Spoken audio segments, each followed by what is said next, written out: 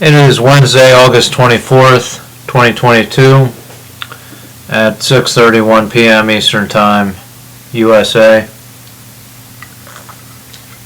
I'm Mitch Miller and this is my video journal.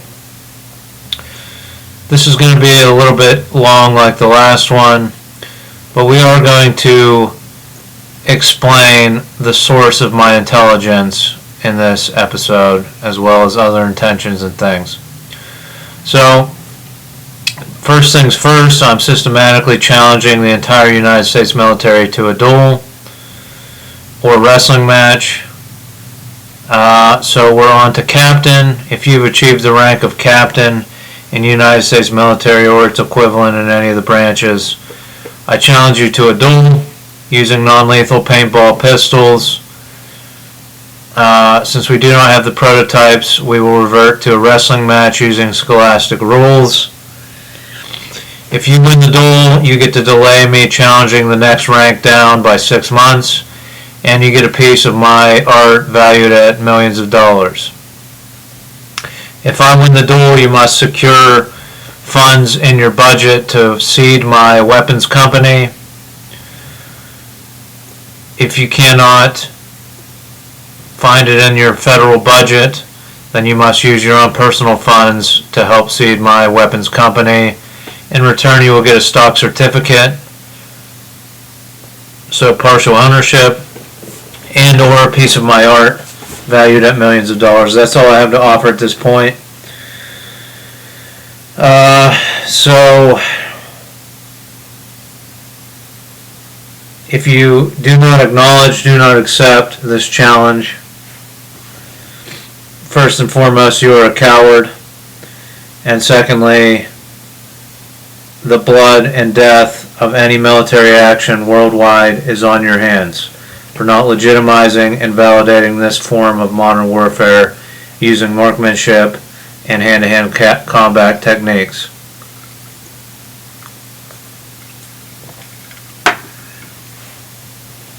So, today I want to talk about some of my intentions for when I reach the end of this challenge, when I reach the lowest rank in the military.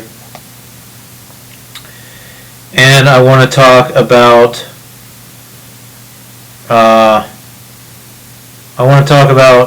supercomputers and the source of my intelligence. So that's right, I'm your favorite intelligence officer that doesn't work for any government. I actually do work for a government. They cannot seed a payroll for me, because the only government I would ever swear allegiance to is one that exists in the future, and is one where everyone votes on everything that affects their lives, every decision. It's true direct democracy. It's a government way out there in the future, but thanks to supercomputers that are operating in parallel universes to this one, they can reach across, tap into the wireless system, tap into my head, and feed me with information, technology, the latest conspiracy theory they've discovered. So I know I've said that I want to work for the United States military, the United States government. I don't actually want to. I just want a steady income, because the only government I swear allegiance to is one that operates through direct democracy. I think the United States government could evolve to this, but will they be the first? I'm not sure. I've given them plenty of time and chances and information to do so, but they are cowards. The United States government is run by cowards.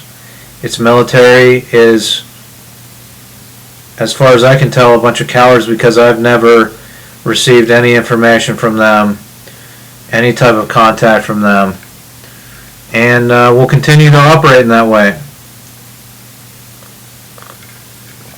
So I was laying in bed early yesterday morning, and through the wavelengths, the supercomputers got me thinking about something, and they said, wait a second, don't you have a friend from Bulgaria? Didn't you travel to Bulgaria? Don't you think you can contact him and he knows someone in Bulgaria, or maybe even has family or someone in Ukraine that can translate for you?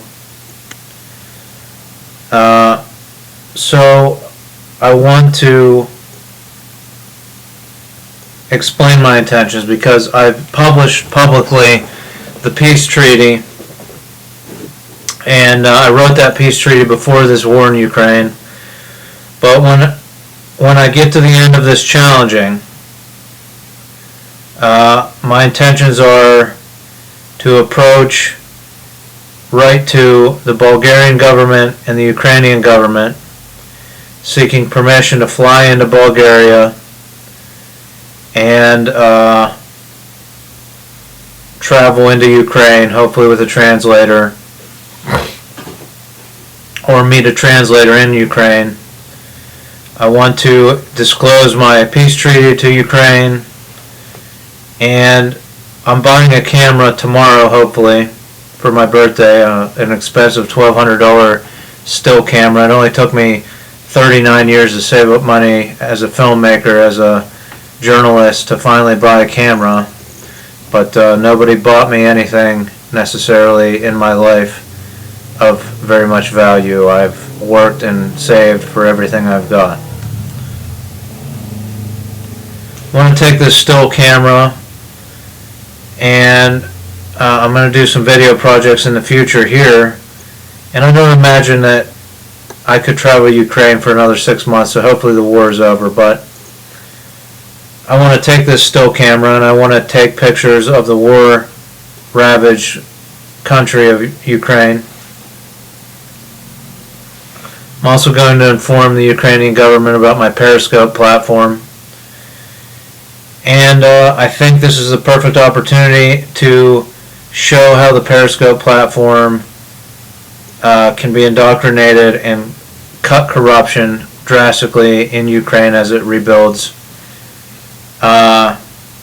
And what I want to do is take still photographs of damaged buildings, houses, make note of their address, and then when people access the Periscope platform, they can put down their address, they can prove maybe they have an old bill or their driver's license or identification. That was their address. Any money I get from selling these photographs of the war-torn region of that specific address goes to rebuilding that house or that building. So you can see how this can kind of evolve into how we can seek restitution from Russia, and I'll get into that in the next episode of this video journal.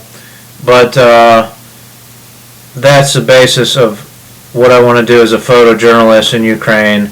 Start this platform, this Periscope platform in Ukraine, since it's not taken off in the United States, because nobody cares and they love their politicians to be unchecked and just be the authority and hand over all authority to just whoever they say was elected by the majority, even though it's not the majority that actually elects them. And it's insanity. This country is insane.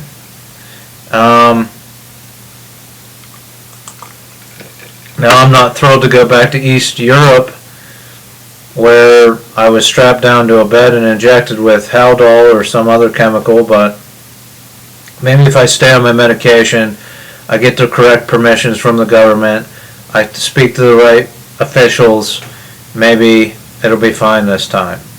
And now I'm not giving up on my magnet business, but I could spend a month in Ukraine and return to the magnet business if it takes off. I guess it would be interesting to interview members of the Ukrainian government about their opinions on the Periscope platform and the peace treaty, if we can get them to read those.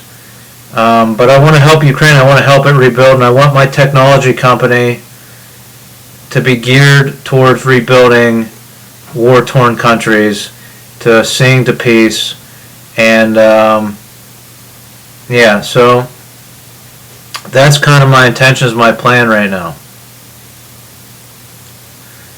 Now, what I didn't get into was the source of my intelligence. I kind of touched, or I kind of touched on it, or I did get into it. I said it's from a government that I swear allegiance to in the future, that believes in direct democracy, equality of the sexes, and you can start your journey as well.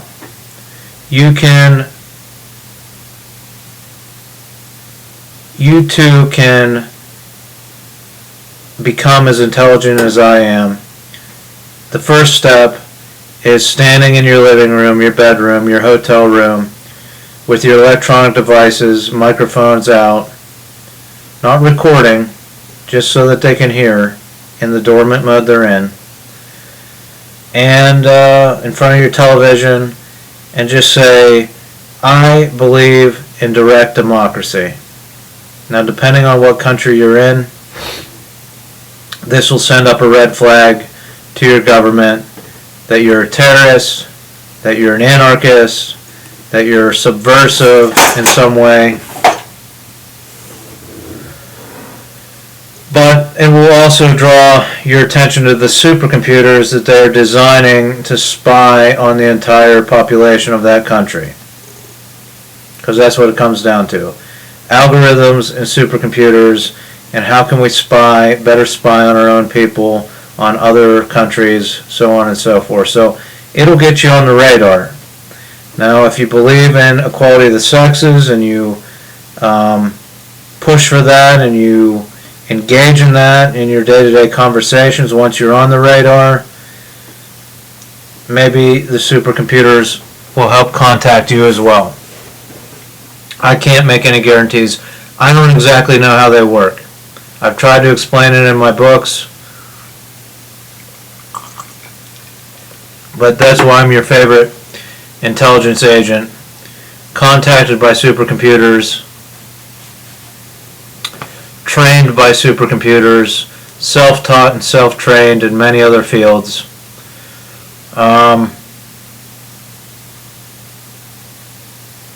So, if you question my bravery, I'll go to the Ukraine. Now, my plan is not to necessarily go to eastern Ukraine, to stay around Kiev and take pictures there at first, but hopefully we can end this thing, end this war, and I can get the pictures of the other parts of the country, and any revenue raised will go. Now I can run my podcast from there with a translator. I can take video. So I've reached a point in my life where I've paid off my student loans finally, and I'm free to travel to cover things like this as a journalist. And if the big wig media agencies won't recognize me, won't pick up my podcast, won't sponsor me, that's alright. We'll be the most underground artist, journalist in the world, and we'll do it anyway. So that's my plan, get permission. Maybe if I write to Ukraine, they'll say we have translators within the country that we can lend to you for a month. And I intend, because a lot of photojournalists, let's face it, they're rich kids, they got a bunch of equipment from their parents. They don't have to work, they can travel around. And then the military has to bail them out, right? When they get arrested in Iraq or Iran or wherever they're at. The government or the military bails them out. Not that I haven't been bailed out because of my mental illness, but do they have the skill set that I have? Electrical, plumbing, drywall, roofing, carpentry, framing, construction, to go to a place like this and help rebuild. So that's what I'm going to write to Ukraine. Hey, I'll work 4 to 6 hours a day, line up situations that need addressed. I don't know European electrical that well, but plumbing's pretty much the same. we'll try to repair as much stuff as I can in 4 to 6 hours. The other time, I'll take pictures, I'll work on a podcast, I'll do that. So that's what I offer. I thought about going out to the floods in Kentucky, but the timing isn't right. I got to work a lot. So what else? I mean, let's get this done, United States military. Let's talk about this. How can you contact me and get me funding? Because if you buy my art, buy my digital pictures, any money, cash, credit, check, will go to however you prescribe it. You like the Periscope platform? I'll fund that. Whatever you want. I'll write it down in a little book, and your funds will go towards whatever projects you like. So let's think about it. How do you contact me and get me funds without any other nation, government, or military knowing about it? And I've thought about this a little bit, obviously. I mean, first off, you leave your electronics behind, your laptop, your cell phone. But then you can still buy base model cars without GPS, without, satellite radio. But they might still have the receiver in them. So you can still buy, I'm sure there's still vehicles offered without the receiver, without anything in it that can track you. So you drive one of those cars. You drive to Utica.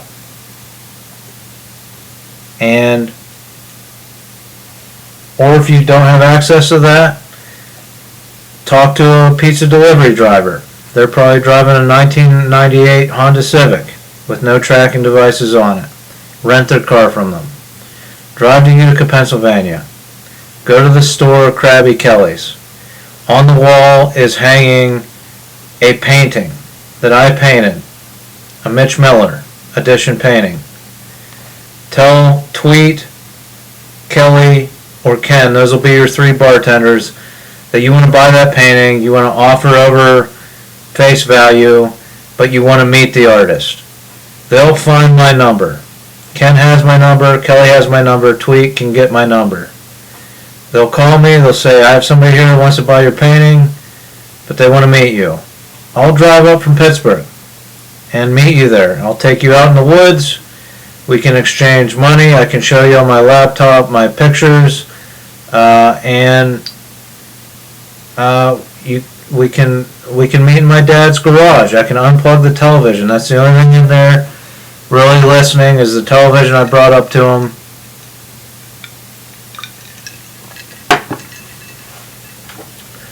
But here's the other thing that we can do. The guy I work with, Nick McCall, he's got a 2011 Mazda 3. No satellite radio, no GPS. It's got 65,000 miles on it, low mileage. He wants to sell it. I can buy that off him over market value if we initiate this situation. And I can maintain a vehicle at the Pittsburgh International Airport. I will maintain it, I will register it and everything. We will park it in long-term parking, extended parking at the Pittsburgh Airport, way out as far as possible, and we'll always park it in area D or E or triple E or whatever that farthest away is, that there will always be a spot. There will be instructions in the glove box. Check the tires will be one of them. There will be a tire pump in there. Directions to Utica, Pennsylvania, to Krabby Kelly's. Directions back to the airport, with map and everything included. And then, so what do? You send me a letter through the mail. I can get a P.O. box in Utica if this catches on. If somebody takes the journey up and calls, has me meet them at the store, we can line this all up. But all you captains from anywhere in the country can fly into Pittsburgh International, get in a car that is not trackable, that is not a rental with all the bells and whistles, drive to Utica, I can come up and meet you there. I might be there. It'd be ideal if I start selling my art. I'll just stay in Utica most of the time. Maybe work 2 days. If I buy this car over market value, maybe it'd be a good way to sever my working in the embroidery shop. I'm not going to sever it totally, but at least say, hey, I'm selling art now and I don't really want to do this. Anyhow, maintain a vehicle. So when you fly in, you're going to want a prepaid credit card so that you can pay the long-term fees for parking when you leave. And then you just leave the ticket in there, in the car. And every time somebody flies in, every day, every week, every month, every 2 days, you pay, you go to Utica, you come back, you get a ticket. So I'll maintain a car at Pittsburgh International Airport. It's a good escape plan for if you believe in what I'm talking about with these semi-autonomous and autonomous vehicles everywhere. Leave yourself escape routes. Fly into Pittsburgh International, get up to Utica, camp at Ken's Campground. We can even leave a pup tent and some camping supplies in the car. If I can't make it up there the same day, you don't have to check into a hotel and use your ID to check into a hotel. You can stay in a pup tent or in the in the trapper cabin down at Ken's Campground. Don't even go to Krabby Kelly's first off, in case you're worried somebody's going to be in there that can recognize you. Go to Ken's Campground, knock on the door until you find someone's home, hang around, and Ken or Beth will be able to get a hold of me. Hey, I want to buy a piece of art from Mitch Miller. So I'll maintain this car. We can maintain it jointly through your donations from the art pieces, and in addition to my untraceable 2003 Toyota Matrix, I can purchase another older vehicle with not a lot of tracking devices capable in it and maintain it at the airport. Doesn't necessarily have to be Nick McCall's car. I could find another car. This is just convenient. He wants to sell it in the next couple months.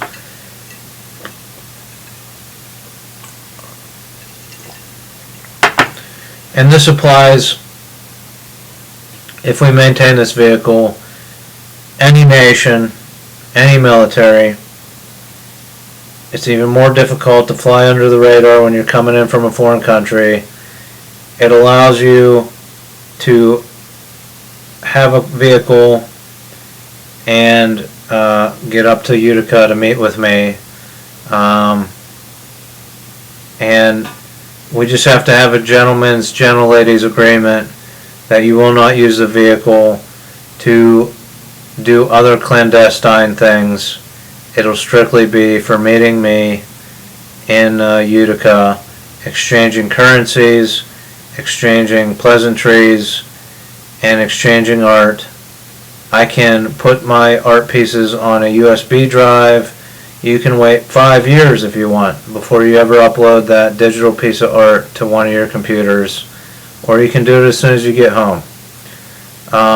That's the only way they'll be able to know what happened, that you ever met with me, is if you upload that art, because I'm sure there's an archive of my art, digital ones. I have plenty of analog art, if you're interested in that can never be seen by computers.